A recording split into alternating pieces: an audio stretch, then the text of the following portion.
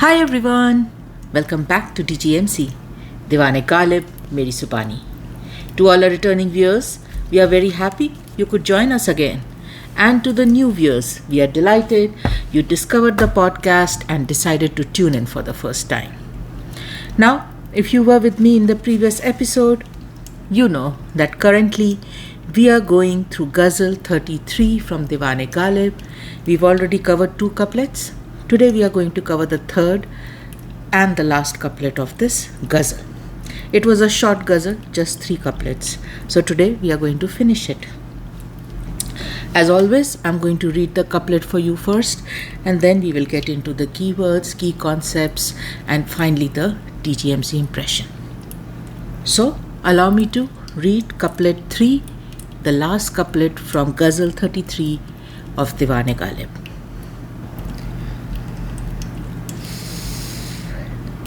हुई मुद्दत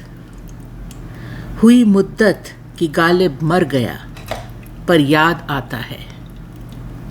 हुई मुद्दत कि गालिब मर गया पर याद आता है. वो हर एक बात पर कहना कि यूं होता तो क्या होता.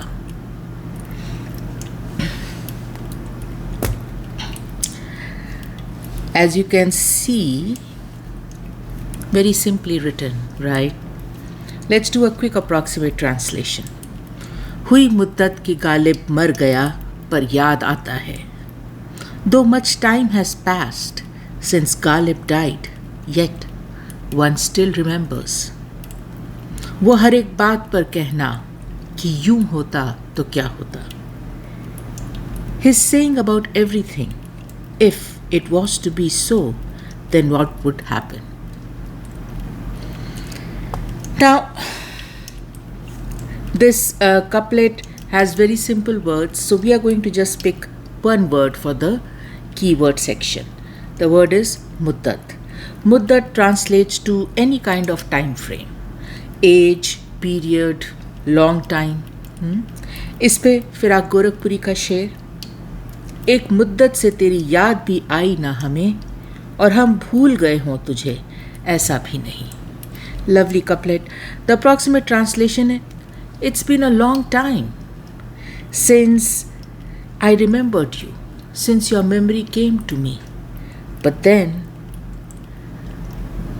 the fact that I have forgotten you has also not happened. So haven't remembered you, but haven't forgotten you either. Shahryar का ये शेर, कौन सा कहर ये आंखों पे हुआ है नाजिल, एक मुद्दत से कोई ख्वाब न देखा हमने. The approximate translation is, what kind of calamity has descended on my eyes, that it has been a long, long time since I had a dream.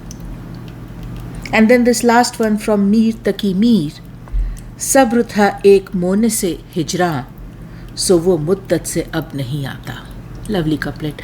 The approximate translation is, patience was that one companion of mine during separation, but it has been a long, long time since that companion arrived.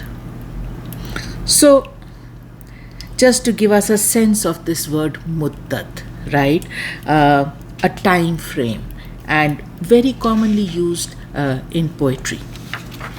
All right, so that takes care of the keywords. Let's start getting into our impression. First line, हुई मुद्दत कि गालिब मर गया पर याद आता है. Now, true to the theme of this ghazal, this last couplet once again is crafted with the simplest of words, adding a charm which is universal and eternal.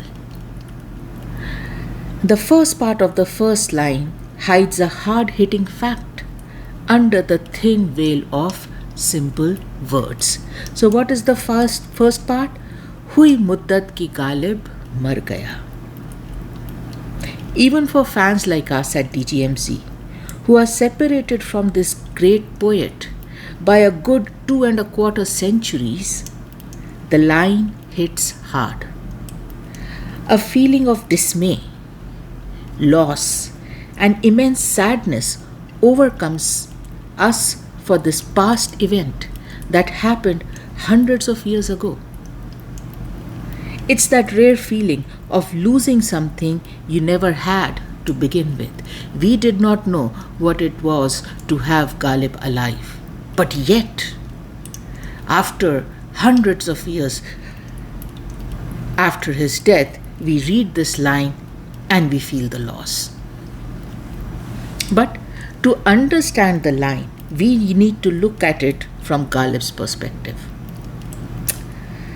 Ghalib, the visionary, while writing this line, was not looking in the past like we are doing right now. In fact, he was looking in the future. For Ghalib, this was a futuristic verse. Hui Muddat ki Ghalib mar gaya. Ghalib describes for his readers a time when he is no more. As an artist, as a poet, Ghalib was predicting his legacy in this couplet. His legacy that would live on long after he was gone. And that, my dear viewers, makes this a very precious verse. Hui Muddat ki Ghalib mar gaya. Muddat is a carefully chosen word here by Ghalib. Though literally, like we captured in the keywords, Muddat captures a period or length of time. But in Urdu poetry, Muddat is frequently used to express longing, separation, patience, or any type of change which happens over a long extended period of time. In poetry, Muddat both captures a long period of time and a short period of time that seems like a very long period of time. Muddate, which is the plural form of Muddat, is usually used to describe ages, eons, intensifying the usage of this word. So, Ghalib for this couplet wants to capture a period of time which is way far, far out in the future, beyond the time point of Ghalib's death. Muddate, Hui Muddat. That's what Ghalib says. Hui Muddat, a long, long time has passed, ki Ghalib mar gaya, since Ghalib died. Ghalib does not give us the usual once upon a time, right? Every story starts like that. Once upon a time.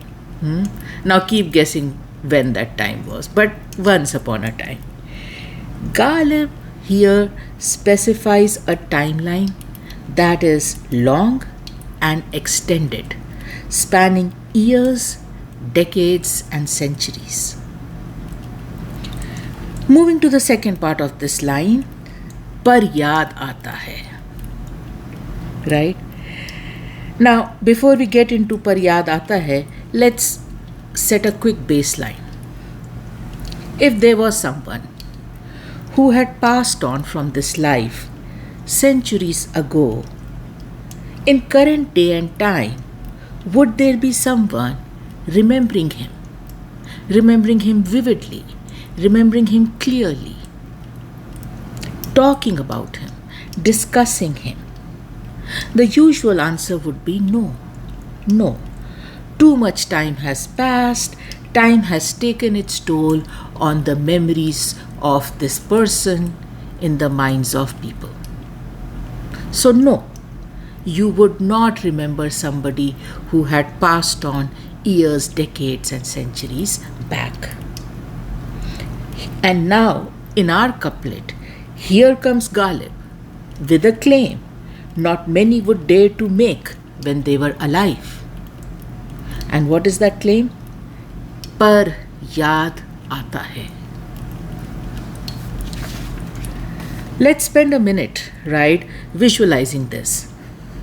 Back in time, hundreds of years ago, we have Ghalib alive and doing his favorite thing, which is writing poetry. Inside of him, he holds unmatched talent and wisdom. Outside of him, he has a world that refuses to acknowledge and appreciate this talent, refuses to give him his due credit as a poet. Outside of him, there's a swirl of competition, of lot of poets, right, competing with each other to become the best. And as Ghalib sits with mastery inside him and lack of appreciation and acknowledgement outside of him, he crafts this couplet. A couplet in which he will capture his legacy simply and undisputably. And what is the legacy? That even after years pass, even after decades pass and centuries pass, after Ghalib's death, it will be remembered.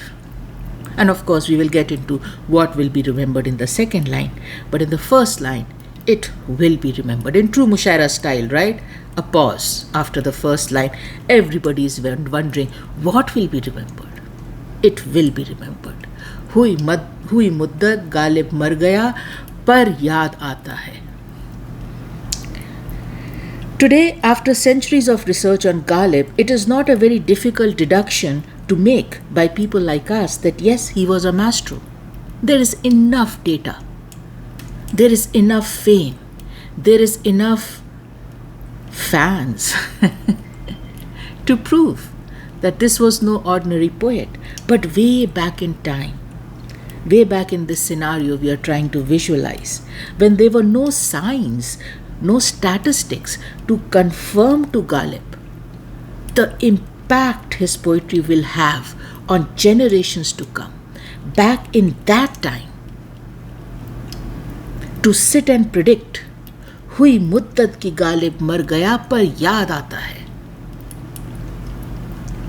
Now that's not an easy task. Was it Ghalib's overconfidence? Was it Ghalib's arrogance to make a prediction like that? At DGMZ, we believe it was Ghalib's wisdom. He knew his genius was not a fluke. He knew his talent was not a mere hobby or occupation. He knew his poetry was a mix of blood and tears that his soul tasted and poured into poetry. And that gave him this wisdom that this style of poetry will stay alive for a very, very, very long time, even after he's gone, even after he is dead. So that takes care of Hui Muddat ki Ghalib mar gaya par yaad aata hai. Let's move on to the second line. वो हर एक बात पर कहना कि यूं होता तो क्या होता. He's saying about everything. If it was to be so, then what would it be? This line is fantastic since it once again shows Ghalib's wisdom and realistic, on-point analysis. In the first line, Ghalib makes a big claim that even after his death, for a long, long time, people will remember him. In the second line, he picks one particular style in his poetry for which he believes people will remember him. Now, this is something at DGMZ we felt when we were making the impression that you have to give Ghalib credit for this second line, because Ghalib could have easily picked his poetry in totality and made the claim that he will be remembered for his poetry in totality, period. Would that claim not be true? Would that claim not pass the test of time? Would we not agree with that claim? Of course it would be true, of course it would pass the test of time, and of course we would agree with it, because it is a fact. His poetry in totality was in a class of its own. But like a jeweler, right, who has a huge collection of gems that are special in their own unique way. Every gem is special. The jeweler knows he has no rubbish. Each and every gem is precious and special in its own unique way because he has picked them. He has honed them, crafted them to ensure that. Such a jeweler goes through all these gems and decides to pick one which he, in his wisdom, believes will be unmatched, will be one of its kind, will never ever have any other gem come even close to in resemblance. It's not an easy choice when all your gems are so good. It would not have been an easy choice from all the mastery he has displayed in his poetry to pick one particular style to be worthy of his legacy. And what does he pick? वो हर एक बात पर कहना कि यूं होता तो क्या होता. Mind blowing, right? Of all the ways he used in crafting his poetry, this is what Ghalib says is going to be his legacy, that is going to live on and on after he has died, for which people will remember him. वो हर एक बात पर कहना कि यूं होता तो क्या होता. He's saying about everything. If it was to be so, then what would happen? Right? Now, as DGMZ viewers, does something sound familiar to you in this translation? Right? Well, we will jog your memory. This line and this translation that he's saying about everything, if it was to be so, then what would happen? This line captures two themes we frequently use in our DGMZ impression for many couplets, because like Ghalib is saying in this couplet, it is one of his favorite themes and manner of poetry. This is what Ghalib believes going to be his legacy. So the first theme is obviously kya. Right? We have covered so many couplets here at DGMZ where we get into 1, 2, 3, 4 interpretations of a sher, because Ghalib has placed masterfully kya in such a way that it creates multiple layers of meaning, multiple layers of interpretation, giving his couplets infinite possibilities. So that is one theme. We have explored it a lot. The second theme which we explore a lot is the if and then logic. You must have seen that come up in so many DGMZ impressions. This was Ghalib's favorite style. If this was to be this way, then what would this be this way? Right? So that if and then logic, Ghalib uses a lot. So that is again something that is part of वो हर एक बात पे कहना कि यूं होता, if it was to be this way, तो क्या होता? Then what would happen? Right? The style, this theme, this manner of Ghalib's poetry, where he would question, hypothecate, creating possibilities of one meaning after another in his couplet, is what Ghalib in today's couplet chooses to be the reason that he will be remembered long after he's dead. वो हर एक बात पर कहना कि यूं होता तो क्या होता. The manner of questioning that Ghalib brought into his poetry was indeed one of its kind. On occasions, some have interpreted it as disrespectful, arrogant, challenging authority, and out of line. But here at DGMZ, whenever we have encountered this questioning theme from Ghalib in his shairi, we have always found it well meant with a higher purpose to illuminate a fact nobody is talking about, to enlighten people about something they either are unknown to or consciously are trying to avoid, right? There was always a higher purpose. It was never petty as a way of him being arrogant or boastful or questioning authority. We never got that feeling. There was always a higher motive behind the question Ghalib would pose in his poetry. Of course, on the surface, at times, it could look out of line, right?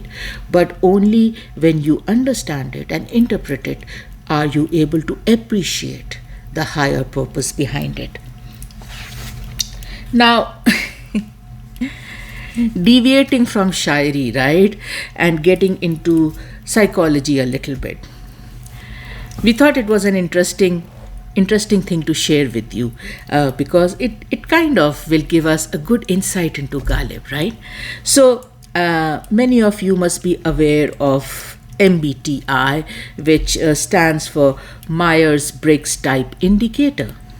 This is a self-report personality assessment that allows people to group themselves into 16 distinct personality types. It's a very famous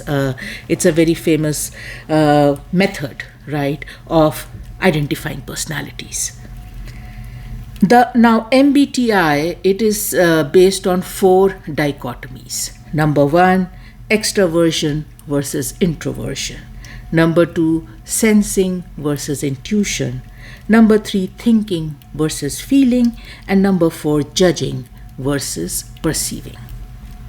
While many personality types may ask questions, individuals with intuitive traits are noted for their inherent skepticism and tendency to question the status quo.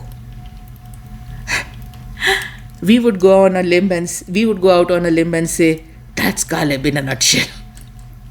That's Ghalib in a nutshell, right?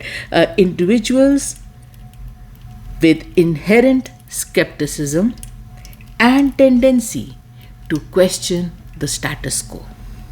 MBTI says the core aspect of questioning is the intuitive trait.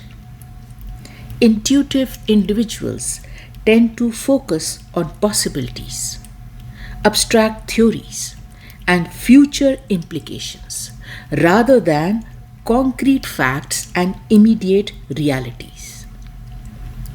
Intuitive individuals spend a lot of time thinking about what-if scenarios. Again, Ghalib, right there. Yuun hota, to kya hota? And then being imaginative, open-minded, curious, enjoying the exploration of ideas and finding new directions are also traits of these intuitive people. Specific personality types known for questioning will question most things and base their beliefs on solid evidence, reasoning, and rationality. Again, Ghalib. He would never, no matter how well you package it, Ghalib would never just take anything as is. He would always do his due diligence. He would always do his analysis and assessment before accepting it. Now, if after the assessment it still remains the same, he will accept it as is. But if it changes, then he will refuse and push back. Those are signs of a very evolved, intelligent human being. Like MBTI says, a human being who is very strong on intuition. MBTI further elaborates that such people are independent, preferring to make their own discoveries in a quest to find better ways of doing things, and have little patience for rules or criticism that seems pointless. They constantly ask why in an effort to understand underlying reasons and feelings. That's Ghalib again, right there. They enjoy exploring different perspectives. Again, Ghalib, right? and are often engaged in a process of mental brainstorming and challenging existing ideas. Again, Ghalib. In summary, personality types that combine intuition with thinking and perceiving are most likely to consistently question the world around them in search of understanding, innovation, and truth. Again, Ghalib. Because when we were preparing the impression, we were like, this is a specific personality type. Ghalib had a specific personality type. The personality type that questions, that relies on intuition, that relies on thinking, and that relies on perceiving. Because they are not interested in just handovers, no matter how good they are. You cannot just hand them an idea, hand them a feeling, hand them a hypothesis. No, they want to create it themselves. They want to feel it themselves. They want to experience it themselves. They are not going to just take your word for it. And that, my dear viewers, is वो हर एक बात पर कहना कि यूं होता तो क्या होता. Now, when we read the couplet, kya is the question, that is very clear. But this is just the tip of the iceberg. Though kya was one of the favorite questions Ghalib asked, it was not the only one. Let's explore some great examples of this legacy of questioning that Ghalib has left behind, which lives on long, long, long after he has gone. Kya, kaun, kiska, kahan, kab, who, why, what, where, when. All of these have been used by Ghalib in a way which is unmatched. Everybody uses these words. These are very common words, so nothing great about that. But the way Ghalib positions them, the way Ghalib creates around them, is in a world of its own. All these questioning syllables were used by Ghalib in a way no one did before him and no one did after him. First ghazal of the Divan, first couplet, first line, we see the questioning begin. And what a beginning it is. A beginning that will set a precedent which we will see throughout the Divan. दीवान की पहली गज़ल, उसका पहला शेर, उसकी पहली line. नक्श फरियादी है किसकी शौक़ी तहरीर का, कागज़ी है पैरहन हर पैकर तस्वीर का. Whose playfulness is the alphabets complaining against? Whose? Each alphabet seems to be in the dress of this petitioner, which is like a paper. Of course, it's a very complex couplet. We already have done the impression. You can access it. But kiski shauki hai tahreer ka? And when you go into the impression, you know that Ghalib is addressing God himself, questioning God's playfulness, which was in play when he was creating the universe. पहले शेर में ही खुदा को ही पूछ लिया कि भाई इतनी शौकी बनाने में इस जहां को क्यों why? And then look at this couplet where he uses kahan, and it can be interpreted in so many ways. हम कहाँ के दाना थे, किस हुनर में यकता थे, बेसबब हुआ गालिब दुश्मन आसमां अपना. The translation is, when was I wise, or when did I have skills and talent that was so unique? For no rhyme or reason, Ghalib, it seems the whole heaven has turned against me. Now, if you focus on the word kahan, हम कहाँ के दाना थे, it can be interpreted as where, it can be interpreted as when, and it can be interpreted as what. The way it has been positioned in the couplet, हम कहाँ के दाना थे. Some interpret it as what kind of wise one were we? Some interpret it as from where were we a wise one? And then some interpret it as when were we a wise one? And all of them can play into the couplet. There is no right or wrong. That is the way the couplet has been crafted. Hum kahan ke dana the. Now, we could go on and on with these examples because they are all over Ghalib's poetry after all. Per Ghalib, this is his legacy. But we will stop here in interest of time. वो हर एक बात पर कहना कि यूं होता तो क्या होता. Ghalib predicts his legacy, which will live on long after he is gone, which will focus on the style of his poetry that questioned everything. And the question it would ask to everything was, if it was not to be this, then what would it be? यूं कि यूं होता तो क्या होता. All right. So that takes care of the second line. वो हर एक बात पर कहना कि यूं होता तो क्या होता. Now, as always, let's take a step back and look at the couplet in totality. In today's couplet, we see Ghalib predict two futuristic facts when he was alive for us. The first futuristic fact, this was about his death.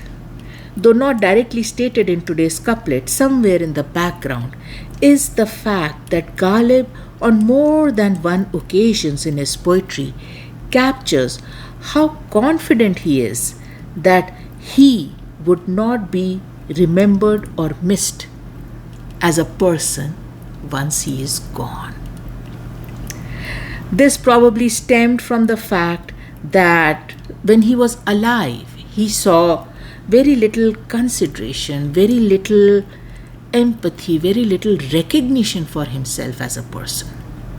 So obviously, it must have been very natural for him to assume that if this is how they treat me when I'm alive, what are they going to do when I die? Right? Ghalib खस्ता के बगैर कौन से काम बंद हैं, रोइए jar jar क्या, कीजिए हाय हाय क्यों. The approximate translation is, in that wretched Ghalib's absence, that poor, lacking Ghalib's absence, whose tasks have stopped anyway. So why cry, why lament about his absence? Nothing has stopped, the world is going on. Not even one thing is impacted with him gone. So why would anybody mourn or lament his absence? And then उनका ये शेर, and this we have already covered in the ghazal, हुए मर के हम जो रुस्वा हुए क्यों ना गर के दरिया की कभी न कभी जनाजा उठता न कहीं मज़ार होता. Again that feeling. The translation is that this shame that has come to me post death. I wish I had died at ocean. I wish I had drowned in the ocean and died, because then there would be no death procession, there would be no grave, and hence nobody would be able to remember me and shame me. Right? So there was this very strong feeling that Ghalib always predicted in his poetry of the type of shame or the type of anonymity that will befall him as a person once he is dead. Very confident about that futuristic fact. Now, the second futuristic fact that Ghalib puts in this couplet and has predicted not only in this couplet but other couplets also was this utmost confidence in the caliber of his poetry. Ghalib knew, despite anything and everything that surrounded him when he was alive, his poetry had the power to break all barriers of time and generations, to live on and on in the hearts of people. है और भी दुनिया में सुखनवर बहुत अच्छे, कहते हैं कि गालिब का है अंदाज़े बयां और. The approximate translation is, the world is full of wonderful poets. But then, it is said that Ghalib's style was in a class of its own. And the fact of the matter was that Ghalib, when he was alive, he was surrounded by great poets. Before Ghalib arrived on the scene, they were great poets. When Ghalib was on the scene, they were great poets. So Ghalib was not the only poet. Ghalib was not the only great poet. But amidst all that tough competition, amidst all these great poets, Ghalib still believed that Ghalib का है अंदाज़े बयां और हसद सजाए कमाल सुखन है क्या कीजिए सितम बहाए मताए हुनर है क्या कीजिए. Lovely couplet. The approximate translation is that, alas, for every beautiful, excellent verse, the punishment is jealousy. For every excellent verse I write, I receive jealousy as punishment. What can one say? Torture seems to be the reward for one's achievement, for one's accomplishment. And this was a misgiving he had, right? That तारीफ नहीं मिलती, ये jealousy मिलती है, N V मिलती है, torture मिलता है, पनिशमेंट मिलती है, तारीफ नहीं मिलती अच्छे काम की. And look at how self-aware he was. What a great analyst he was of personalities.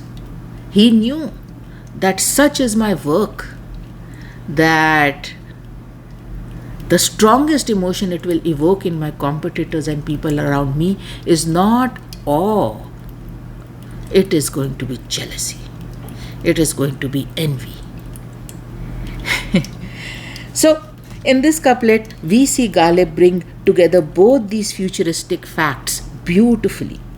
Ghalib states in today's couplet that though you will long forget Ghalib the person once he is dead, but even years, decades, and centuries later, you will still remember the style of his poetry, where he unapologetically questioned everything. If it was not this, then what would it be? The man is gone, but his poetry is here to stay forever. We will leave you with this fantastic Ghalib शेर. जिंदगी में तो वो महफिल से उठा देते थे.